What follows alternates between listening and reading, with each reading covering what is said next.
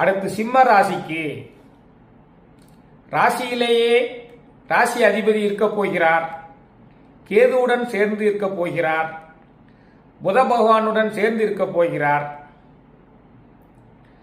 உங்களுடைய திட்டமிடுதல் காரணமாகவும் உங்களுடைய முயற்சிகள் காரணமாகவும் உங்களுக்கு லாபமும் தனவரவும் உண்டு.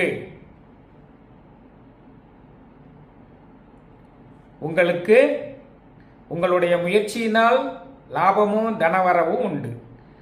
ஆனால் ராசிநாதனுடன் கேது பகவான் சேர்ந்து இருப்பதால் கொஞ்சம் மன படபடப்புடன் இருப்பீர்கள்.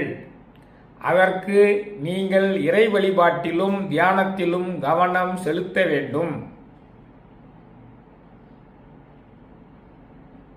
உங்களுடைய முயற்சிகள் மாதத்தினுடைய பிற்பகுதியில் பலிதமாகும்.